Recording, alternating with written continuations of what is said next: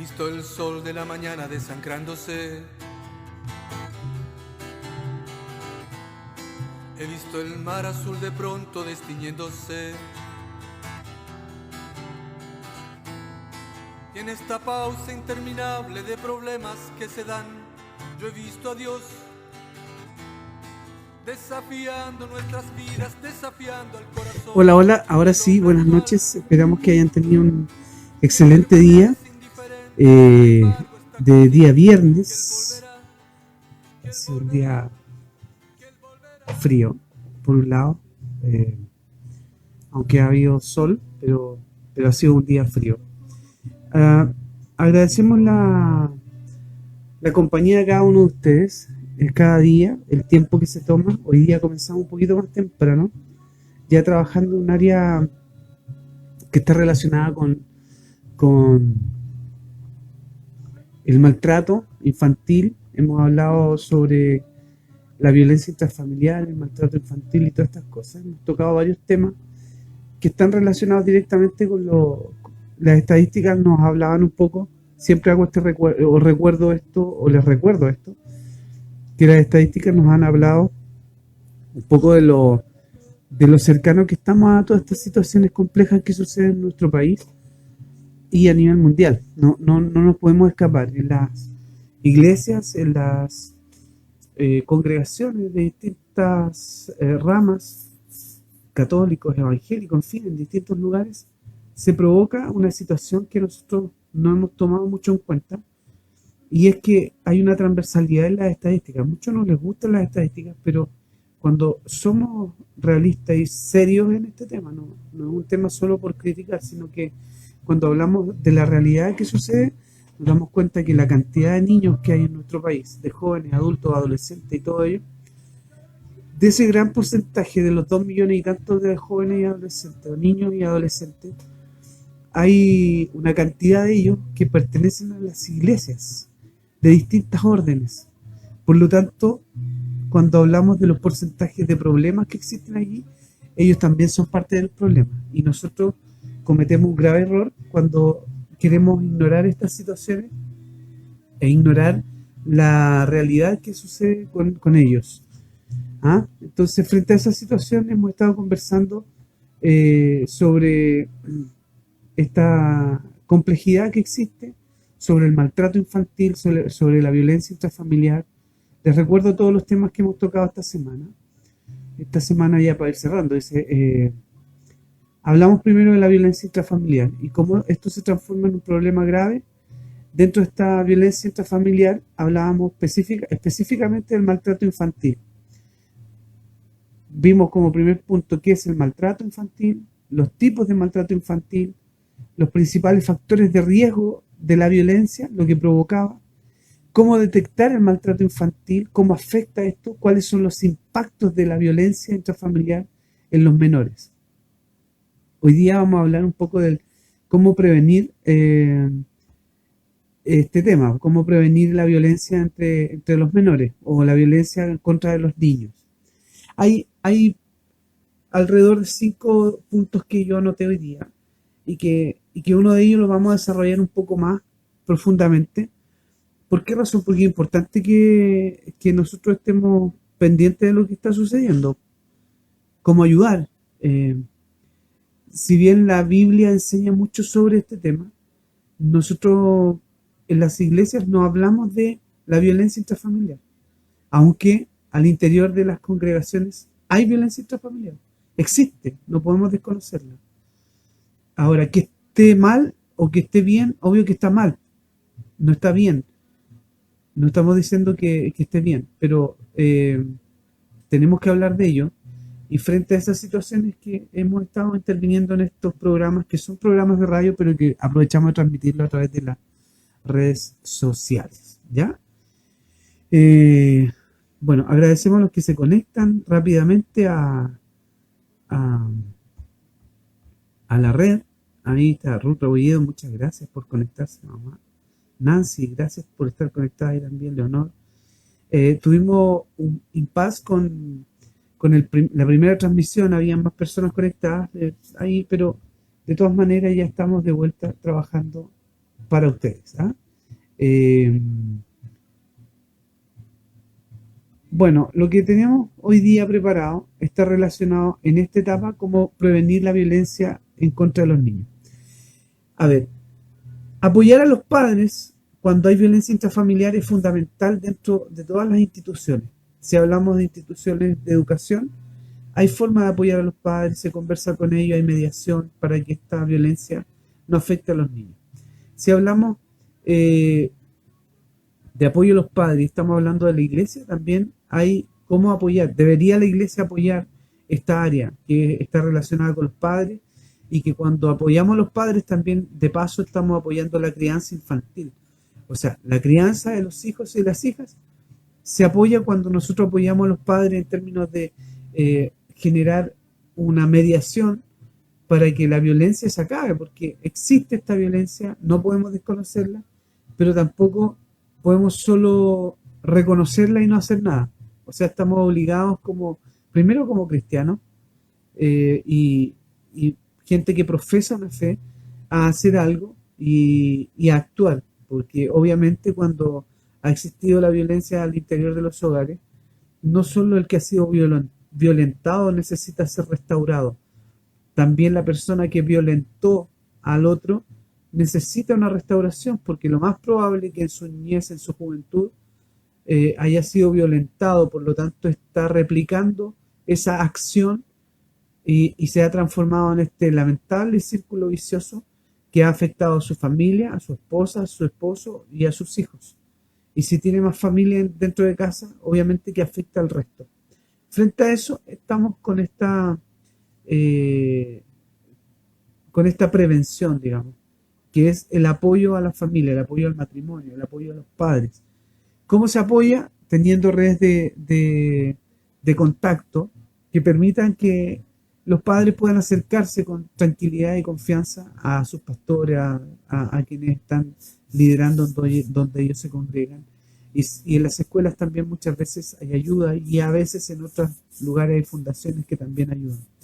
Por sobre todo siempre esperanzado en la fe que nos mueve a hacer todo esto y obviamente que la esperanza siempre está en Jesucristo y en sus grandes milagros para transformar. Pero sin lugar a dudas que aquellos que aceptan a Cristo y esperan una transformación, también debe generarse una acción de parte de ellos para poder provocar este cambio. De lo contrario, si no hay un interés de cambiar, tampoco Dios nos obliga como a marionetas, sino que hay un tema ahí también con la responsabilidad que tenemos para funcionar en esta sociedad, ¿ya? Ese como primer punto. Segundo punto, conocer las etapas de desarrollo de los niños y niñas para que los padres y adultos que están a cargo de los menores o a cargo del cuidado de estos menores sepan cómo afrontar esta realidad o estas etapas de los menores, ¿ya? Hay un tema de desconocimiento con las etapas que viven los niños. Entonces, las personas tienden a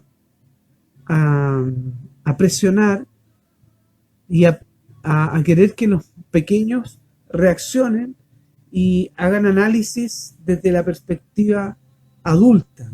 Y eso es imposible porque en su calidad de niños, ellos son niños, no hacen la conversión como la hacemos nosotros. No son abstractos, al revés. Ellos no piensan de esa forma, ellos son más ven las cosas, necesitan ver lo que está sucediendo, cómo sucede, necesitan que les expliquen lo que va a suceder. Les comentaba ayer que hay niños que dicen los padres, no, yo he castigado a mi hijo y mi hijo se porta súper bien, le hizo súper bien. Sí, pero lo que usted piensa que el niño está entendiendo que usted piensa que hizo una reflexión con respecto a lo que sucedió porque lo golpeó, ahí está el error. Los niños que son pequeños no reflexionan porque hagan un análisis profundo de la situación, sino que ellos no siguen haciendo cosas porque entienden que hay un castigo de por medio, no porque estén entendiendo esta reflexión. No sé si me explico, pero si tiene dudas puede ir consultando también, ¿eh? Podemos ayudar en ese aspecto. Pero es importante que usted y yo reconozcamos esa condición, ¿ah? Que los niños en general no obedecen porque entiendan que están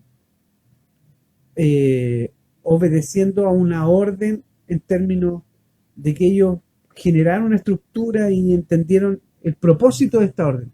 No, solamente obedecen porque saben que si no obedecen hay algo negativo que les ocurre, y si obedecen obviamente hay algo positivo que se provoca en ellos. Entonces, no es porque hagan este análisis tan profundo, ¿ya? Aquí hay alguien que se estudia mucho cuando se estudia pedagogía, o se habla mucho de ello, que es el señor Piaget. Vamos a hablar un poco de este señor. Él hablaba de una teoría más bien constructivista, ¿ya? ¿Qué es el constructivismo? Está relacionado con como lo dice la palabra, con la construcción del aprendizaje. Nosotros, en la medida que vamos creciendo, este aprendizaje se va construyendo. Vamos agregando cosas y se va colocando un aprendizaje tras otro. Por lo tanto, cuando hablamos de los menores, hablamos que él separa, aunque hay siete etapas del desarrollo, él separa 4 etapas fundamentales en el desarrollo, ¿ya? Y la primera etapa es la etapa sensiomotriz, ¿ya? Y está de los 0 a los 2 años. ¿Y qué tiene que ver? A ver, ¿qué etapa es esta? Les voy a leer un poquito. Yo sé que no les gusta mucho a veces que uno les lea, pero les voy a leer porque es importante aclarar. Yo les voy a ir explicando un poco de qué se trata. Dice, esta etapa sensiomotriz, esta es la primera en el desarrollo cognitivo y que según Piaget ocurre entre el momento del nacimiento y la aparición del lenguaje, en la articulación de las frases simples, y define la interacción física con el entorno. El desarrollo cognitivo en este momento se articula a través de un juego que es experimental y que se puede asociar también a ciertas experiencias que surgen de la interacción con personas. Los pequeños, en esta etapa, entre los 0 y los 2 años, tienden a experimentar por las sensaciones que ellos experimentan. Las frases simples están asociadas al juego del lenguaje, al balbuceo, a la articulación que se provoca con la lengua, con la capacidad de emitir ruidos, hasta que estos se van transformando en palabras. ¿Por qué? Porque elementalmente en el ser humano existe esta necesidad de comunicarnos. Por lo tanto, a pesar de que ellos no hablan, nosotros somos capaces de comunicarnos con ellos. Sabemos cuando ellos tienen ciertas necesidades porque en algún momento, si tienen hambre, lloran, y eso es un indicio de que tienen hambre. Hay otro tipo de llanto, por ejemplo, cuando les duele la guatita. Y hay otro tipo de llanto cuando están hechos pipí o hecho del tos. Entonces, esta situación nosotros la podemos ir controlando y se empieza a generar esta estructura que está relacionada con nuestra comunicación y que le vamos dando un orden. Ellos juegan mucho con sus manos, tocan cosas que son blandas. Por eso es que es importante que usted le permita tener cosas que ellos puedan tocar. Los juguetes de ellos son algunos muy suaves, otros más ásperos. Es bueno que ellos tengan texturas para que vayan probando con estas en ese aspecto. Por eso es que un pequeño entre los 0 y los 2 años no podemos decir que no entiende, sí entiende. Si tú le dices que no, tiene que entender que es no, aunque en ese momento haya una poca reflexión de parte de los niños, pero igual comunicativamente ellos van a ir entendiendo esas gesticulaciones, a qué se refieren, por ejemplo. ¿Ya? Es la primera etapa. Esta etapa, según este psicólogo, los bebés están en esta etapa de sensoriomotora y juegan para satisfacer sus necesidades mediante transacciones entre ellos mismos y en el entorno.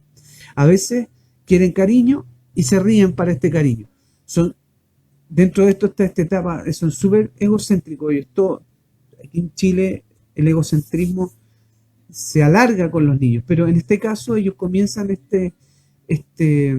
transar, este cambio de sonrisas por cariño, cosas que quieren, por ejemplo, si les das agua o algún tipo de jugo o de algún tipo de cosas que les gustan mucho, aprenden a decir más porque saben que al decir más va a haber más y empieza esta interacción que es muy linda, pero que es importante reconocer. Hay personas que tienen dificultades para comunicarse con los pequeños y para comunicarse en esta primera etapa. Entonces ahí se genera este poco control y se generan ciertas frustraciones porque hay personas que tienden a no entender este código que tienen los pequeños.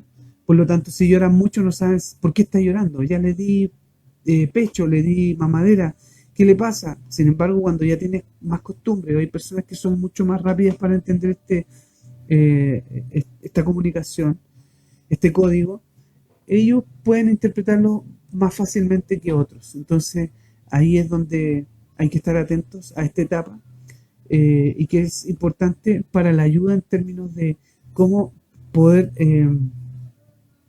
mejorar la comunicación, cómo nosotros apoyamos a los papás en ese aspecto también. La segunda etapa está entre los 2 y los 7 años y se llama etapa preoperacional. También les voy a leer un poquito y se lo explico. Dice, en esta etapa los niños empiezan a ganar la capacidad de ponerse en el lugar de los demás y por esta razón son capaces de actuar y hacer juegos de cambios de rol, ¿ya? A pesar de este cambio, el egocentrismo, que es lo que yo les decía, esto quiere decir, y ahí les voy a explicar de qué se trata el egocentrismo, sigue de alguna manera presente y es por esto que hay dificultades a la hora de acceder al pensamiento, a las reflexiones abstractas. Ellos no son capaces, de los 2 a los 7 años les cuesta mucho abstraerse. ¿Qué significa esto? Que les cuestan estas operaciones mentales, el que nosotros les hablemos para que ellos reflexionen, perdemos el tiempo. No es así. Nos cuesta mucho entender eso porque nosotros esperamos que ellos a los 7 años estén reaccionando como niños grandes o como adolescentes o como personas adultas y no va a funcionar porque no está esa etapa desarrollada. Permiso. Que tenía electro puesto. Ya. Volvemos a esto que estábamos hablando, perdón. Esta etapa está relacionada con el egocentrismo. ¿Qué es el egocentrismo? Cuando hay un niño, los niños son egocéntricos. ¿En qué sentido? En que todo gira en torno a ellos. Por eso es que es importante la educación en este aspecto, porque nosotros necesitamos tener herramientas para abordar el cómo educamos a los niños, ¿ya? ¿Por qué? Porque no es sencillo que ellos entiendan cuál es el propósito de una conversación compleja, por ejemplo. Cuál es el propósito de una orden. Del por qué no hay que hacer ciertas cosas que podrían implicar un problema. En fin. ¿Por qué no tienen esta capacidad reflexiva? Porque intelectualmente aún no están desarrollados para eso. Por lo tanto, el abordar los problemas, las dificultades que tienen nuestros hijos, no es tan simple. Hay que ser un poco más, ¿cómo decirlo? Explicativo. Hay que explicar un poco más las cosas. No esperar que ellos desarrollen esa parte así como por arte y magia. No funciona así. Los niños no van a tener esta capacidad de reflexionar en lo abstracto, en lo que no se ve, en lo que no se entiende. Ellos o es rojo o es negro. Si tú le dices, mira, es medio coloradito y tiene así. Claro, no es que se menosprecia o las capacidades de un menor, no es eso. Pero se determina de esta forma, según Piaget. Hay otras teorías también de otros pero están todas muy cercanas a lo mismo. Yo encuentro que este señor es como que su interpretación con respecto a estas etapas del desarrollo fueron muy asertivas, porque si tú te fijas, cuando tú generas un castigo a un niño pequeño de distintas índoles, ni siquiera hablando de golpe, por ejemplo, le quitas el celular. Ya. Le quitamos el celular al menor y lo que hace es que él te va a obedecer no porque y generó la acción en su cerebro de entender, lo que hice estaba mal. Esto significa que no tengo que volver a hacerlo, porque esto tiene consecuencias que van a perjudicar mi vida, mi salud. No, ellos entienden que no lo van a volver a hacer porque les quitaste el celular. Y la única forma de recuperar el celular es no haciendo lo que hicieron mal. No porque reflexionaron en el trasfondo de la situación. El egocentrismo quiere decir que todo lo que funciona a su alrededor es para ellos. Todo lo que quieren, todo lo que solicitan es para ellos. Lo bueno y lo malo tiene que ser en su beneficio. Entonces, él tiene más o menos determinado hasta los 7 años. En Chile, por la idiosincrasia nuestra, según el experto, esto se alarga un poco, hasta casi los 9, 10 años. Y si tú no te fijas, por ejemplo, toma en cuenta, tú le pides algo a un niño, ellos saben hacer estas cosas, le dices, por favor, ¿me podrías alcanzar la taza? Permiso. Y lo más probable es que se demore un mundo en hacerlo, porque eso no es un beneficio para él. Le puedes decir, porque está ocupado, porque está en la cama o porque no puedes, ¿me puedes traer un vaso con agua? Y se van a dar 10.000 vueltas si es que te traen el vaso con agua de inmediato o cuando a ellos les parece. Y lo van a traer porque saben que hay un problema si no lo traen, pero no porque les interesa hacerlo, porque eso no tiene un beneficio para ellos. Pero cuando ellos necesitan que tú les expliques algo o necesitan interrumpirte en medio de una conversación importante, ellos esperan que tú te detengas en tu conversación y les prestes atención a ellos, aunque sea una payasada, y les respondas a ellos. Y si no tienen una pregunta concreta, van a inventar una para que tu atención esté puesta en ellos. Es ahí donde tú tienes que detenerte un poco y para educar poder decirle, hijo, hay un tema de respeto. Estoy conversando, después conversamos nosotros. Entonces, nosotros tenemos que ir manejando esto.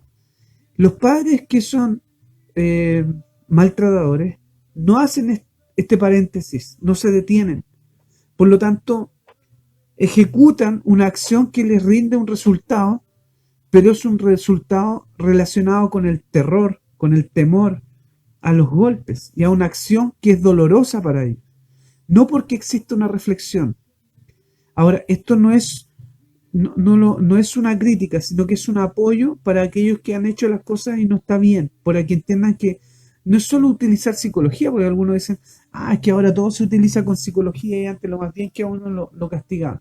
Si yo no estoy en desacuerdo en que tengamos que poner orden y educar, pero hay cosas que los niños no van a entender. Por más que tu acción es un castigo, si tú no se lo explicas bien, ellos necesitan que tú te sientes con ellos, lo sientes ahí, te sientes en una silla y estén frente a frente. No solo tú desde arriba hacia abajo, sino que estén frente a frente y le digas, esto es lo que sucede, y que te miren a los ojos, porque si no te miran a los ojos están distraídos y no te van a pescar. Lo que hacen ellos en el fondo es que si se distraen es porque no les interesa lo que tú estás diciendo. Y lo único que hacen es escucharte para que pase luego eso y después seguir con lo que a ellos les interesa.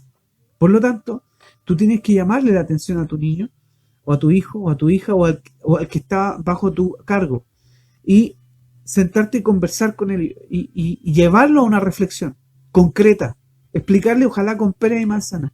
Si tú no haces esto, esto es lo que va a suceder, para que ellos puedan ir madurando la reflexión y de esa forma lo educamos para que ellos puedan, más rápido que tarde, mejorar en esa área y en ese aspecto.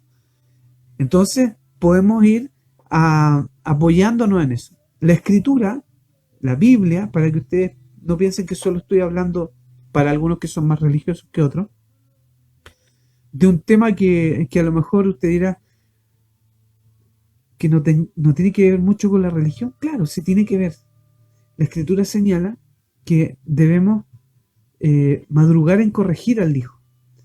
Algunos malinterpretaban que madrugar en corregir era levantarse temprano a pegarle a los niños. No, corregir no significa golpear. Corregir significa hacer lo que tienes que hacer como papá. Enseñar, educar. Corregir es decirle, mira, esto que estás haciendo no está bien.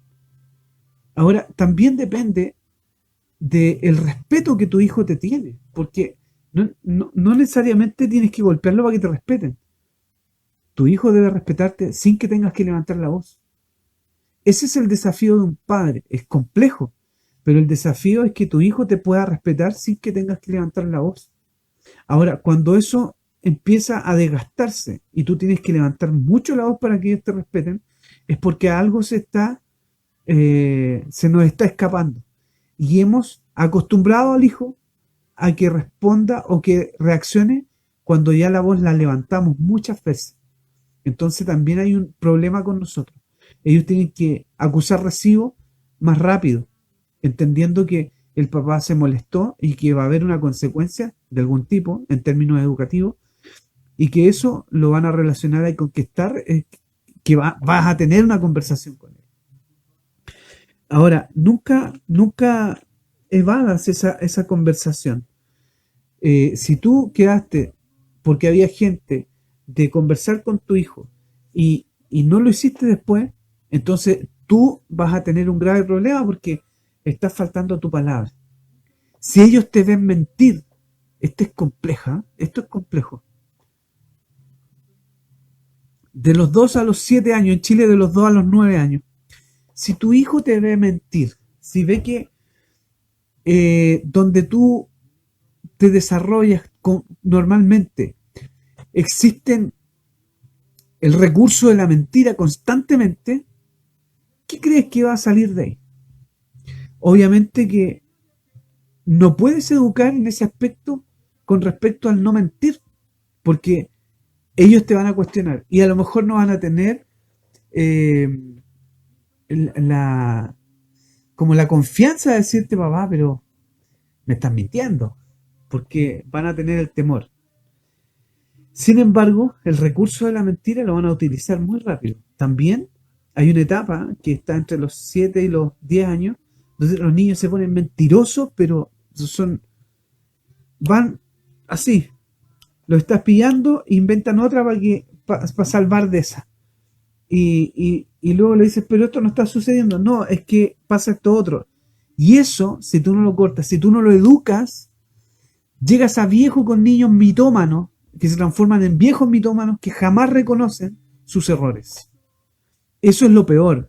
Gente que vive una vida, que creció y que cuando lo están pillando una mentira, crea otra para tapar esta y para que no le pillen la otra va fabricando más mentiras. A la tercera ya sabemos que todas las demás son mentiras, pero él jura que en su mente que tiene a todos engrupidos. Y a veces por vergüenza ajena, nosotros que somos adultos, no le decimos, oye, pero ¿sabes qué? Yo creo que estás equivocado con eso. Porque van a seguir mintiendo. Van a seguir mintiendo. Y no hay caso. Es imposible casi que las personas adultas cambien.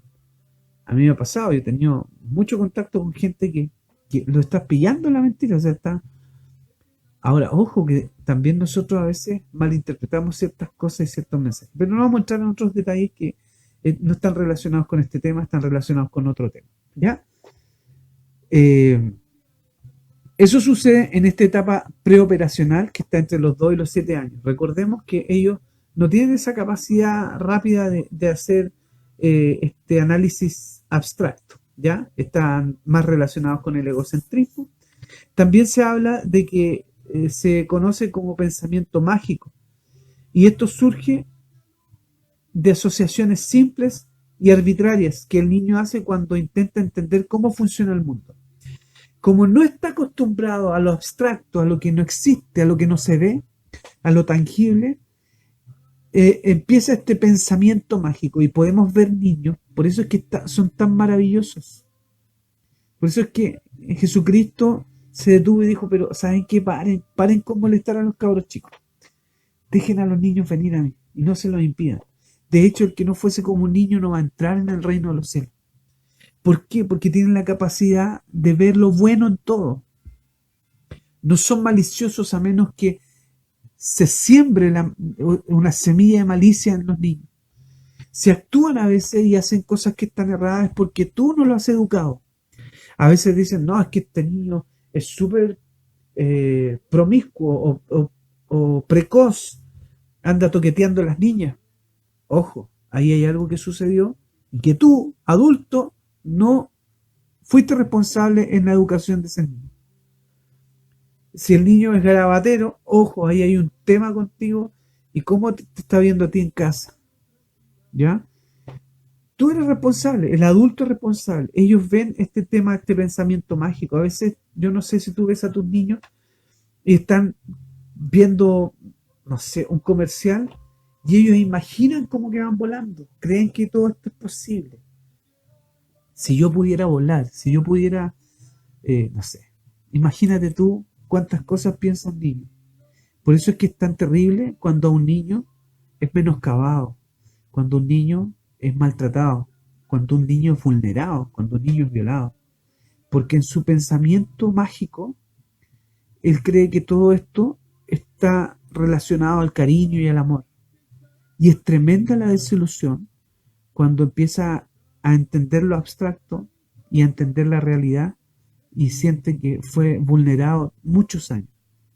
Por eso es que es importante que la iglesia deje de ser religiosa y hable de temas concretos. ¿Ya? Yo le he asociado por lo menos 4 o 5 textos bíblicos a lo que estamos viendo. ¿Ya? Hay una tercera etapa que ve este psicólogo, se llama etapa de operaciones concretas. Está entre los 7 y los 12 años. En Chile estaría un poquito pasadito. ¿Por qué? Porque aquí somos más aprensivos. Porque este análisis está hecho con niños de donde no son tan aprensivos con su idiosincrasia. Son más independientes. Aquí comenzamos a hacer que los niños sean independientes un poquito más viejos. Ahora puede estar cambiando por el tipo de sociedad que vivimos. En esta etapa dice que los niños empiezan a usar la lógica para llegar a conclusiones válidas. O sea, aquí ya empieza el desarrollo más intelectual, el análisis, el pensar, el unir cosas. Ah, esto funciona por esto. Sí, por eso funciona. Ah, bien. Si yo conecto una pila con una luz se prende. ¿Por qué? Porque aquí está la corriente y esto es el transmisor de la corriente. Ah, y este es el conducto que la lleva. Entonces empiezan en este análisis más lógico. ¿Ya? ¿Qué cosas tienen?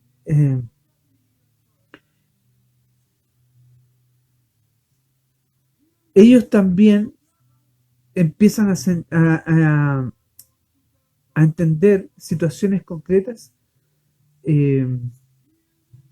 Perdón, ellos también necesitan situaciones más concretas, pero no tanto como lo anterior que habíamos visto. Pero empiezan a entender lo abstracto, ¿ya? Pero todavía les cuesta, todavía tienen un problema con lo abstracto, ¿ya? También se pueden categorizar estos aspectos, la realidad, que son mucho más complejas. Un punto esencial para esto es el pensamiento que deja de ser tan egocéntrico. Aquí ya empiezan a tener un poco más de contacto, ya la fruta la comparten con los amigos, si alguien lleva papas fritas comen entre todos, toman de la misma botella, lo que antes era, no, esto es mío, no, esto es mío, y no compartían. ¿Ya? Otra señal clara en esta etapa es que los niños se pueden dar cuenta, por ejemplo, la cantidad, este es un ejercicio que él hacía, es que si tú le muestras a un niño un envase grande con poco líquido o con la misma cantidad de líquido que una mamadera chica, lo más probable es que tome el vaso grande porque cree que eso es más. Ahora los niños empiezan a esta etapa a entender que cuál es la cantidad, el contenido, no el envase, sino que el contenido. Porque puede ser un envase muy grande, pero tener menos contenido que el otro envase. Ese tipo de análisis lo logran hacer entre los 7 y los 12 años. ¿Cómo yo relaciono esto con la violencia? Es lo que les hablaba antes. Ellos ya en esta etapa necesitan cosas más concretas en términos de hablarles, ya no le puede hablar sobre la abejita, porque recuerden que a partir de los 11, 12 años, ellos, sobre todo ahora, pueden ser padres. Las niñas, en este caso hay niñas en Chile, una de las iniciaciones sexuales en Chile está a los 11 años, según las últimas estadísticas. Entonces, a esa edad, las niñas ya podrían ser madres, entonces necesitan que tú les hables concretamente. Y si no puedes, buscar la ayuda de poder hacerlo. Y con los niños también, sobre todo ahora que viven en un mundo más interactivo, más rápido, con mayor contenido que ellos no manejan por lo demás. O sea, lo conocen, lo utilizan, lo usan, pero no lo manejan. No tienen la capacidad de reflexionar todavía maduramente con respecto a eso. Y por último, este señor habla de la etapa de las operaciones formales, desde los 12 años hasta la vida adulta. En este periodo se gana otra capacidad y es la capacidad de utilizar la lógica que permite llegar a conclusiones abstractas. Aquí ya no solamente aquí es donde podéis ser sarcástico con tu hijo para educarlo, de repente decirle bien, lo estás haciendo súper bien, y él va a saber que no lo está haciendo bien. Pues aquí es donde uno normalmente empieza con esas pesadeces de papá. Y bueno, ellos son capaces de, una palabra que utilizaba mucho este psicólogo era pensar sobre pensar. O sea, yo pienso sobre algo, pero además lo analizo y vuelvo a pensar sobre lo mismo en eso. ¿Qué dice eso? Que yo puedo hacer un análisis y puedo manipular situaciones deliberadamente desde el pensamiento primero y después llevarlo a lo hecho, ¿ya? También se puede utilizar el razonamiento hipotético y deductivo.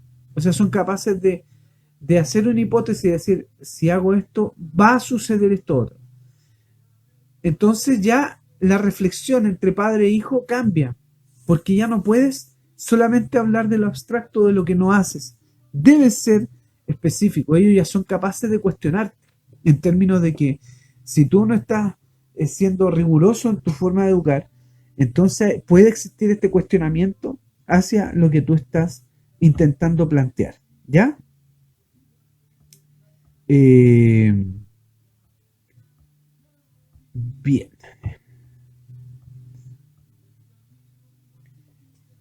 A ver, ¿qué otra cosa podemos agregar a esto?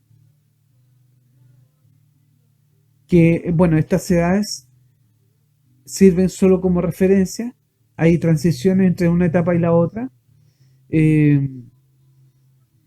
Ahora, hay otra etapa, bueno, y en términos generales, cuando hablamos de etapas del desarrollo humano, estamos hablando de siete etapas que ya saliéndonos de Piaget y de lo que establecía este señor como experiencia psicológica para el desarrollo de los niños, que por lo demás es interesante. No sé si usted está de acuerdo con lo que acabamos de analizar, pero cuando usted empieza a repasar lo que habla Piaget, hay mucha información sobre Piaget. En psicología del desarrollo se habla mucho de él y de otros tantos, pero en esta ocasión hemos tomado la decisión de hablar de él solo en estas 4 etapas. Pero como etapas del desarrollo existen 7. Estas etapas del desarrollo humano son las siguientes: etapa prenatal, etapa de la infancia, de la niñez, de la adolescencia, la juventud, la adultez y la ancianidad. Son las etapas típicas del ser humano, pero que obviamente cada una de ellas debemos abordarla desde la perspectiva de cómo se está dando esta situación con los niños en términos, volviendo al tema que está relacionado con el prevenir la violencia en contra de los niños. Con este análisis que hemos hecho, lo que nosotros hacemos es que usted pueda entender o pueda realizar ciertas acciones que le permitan mejorar su comunicación, para mejorar una relación, incluso fuera del tema que estamos viendo, en todo orden de cosas. La única forma de mejorar las relaciones es a través de la comunicación, el conversar, el poder plantear, tener la madurez de plantear un tema en una mesa o conversar con los hijos de buena forma, ¿ya?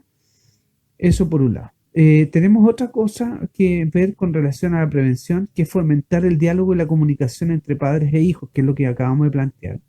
Otro punto que anotamos ahí fue reforzar a los niños y niñas con palabras y conductas cariñosas.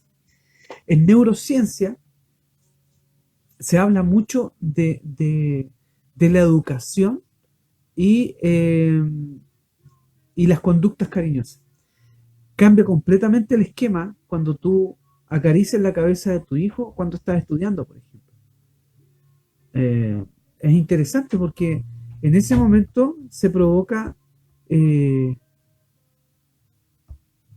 una situación bastante especial. Tú educas y de la manera que empiezas a educar o estás enseñando, trabajando con tu hijo, el hacerle cariño en su cabecita, sobre todo en la cabeza, a ellos les provoca una sensación tan agradable que les ayuda a comprender de mejor forma la disposición que tú tienes frente a los estudios, por ejemplo, y esta relación cariñosa que tú acabas de tener con tu hijo genera una disposición completamente distinta al abordar el estudio, porque ya no es un castigo, sino que hay un momento de complicidad, de que estoy con mi papá estudiando, estoy con mi mamá estudiando, es nuestro tiempo, no es solo, qué lata, tengo que hacer tarea, qué lata, mi mamá me castigó haciendo tarea, no, está relacionado con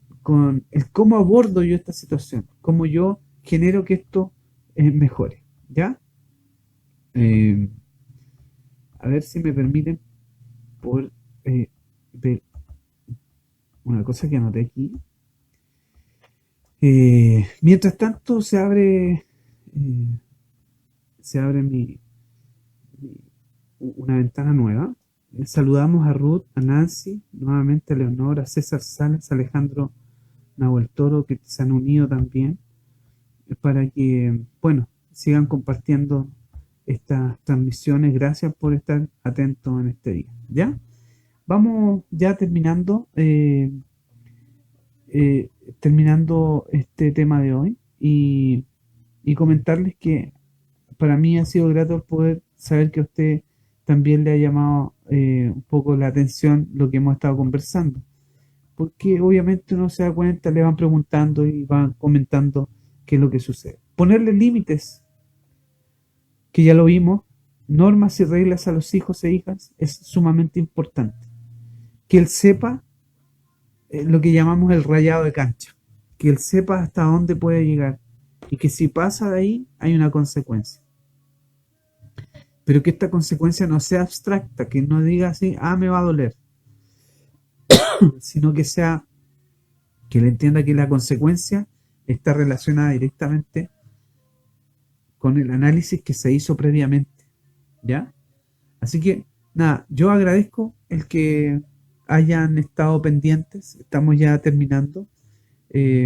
Agradezco que usted pueda compartir también esto y espero también que las cosas vayan mejorando en su casa si es que ha tenido problemas. ¿Ya? Bueno, estamos ya terminando este programa de hoy día y agradecemos que usted haya tenido la deferencia de oírnos y de compartir también este humilde programa. Nos vemos entonces, es fin de semana, recuerde cuidarse mucho. Mañana puede levantarse un poquito más tarde, descansar un poco, los que pueden, los que trabajan, lo siento mucho, pero reciban un fuerte abrazo, un cariñoso saludo, muchas bendiciones de parte de Dios para sus vidas y vamos a seguir conversando a partir del lunes, si Dios quiere, sobre la última parte, las prácticas de buen trato con respecto a los niños, ¿ya? Así que hasta la próxima semana, si Dios quiere, cuídense mucho, besos, cariños y abrazos. Dios les bendiga.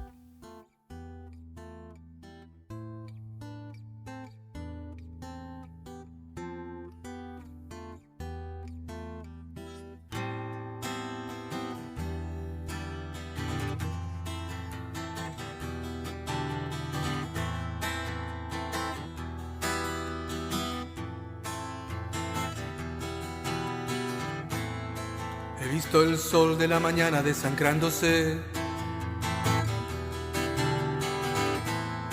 He visto el mar azul de pronto destiñéndose.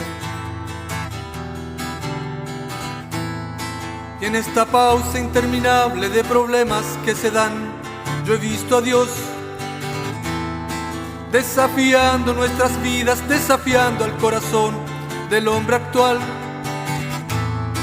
que permanece indiferente y sin embargo está consciente que Él volverá, que Él volverá, que Él volverá, que Él volverá,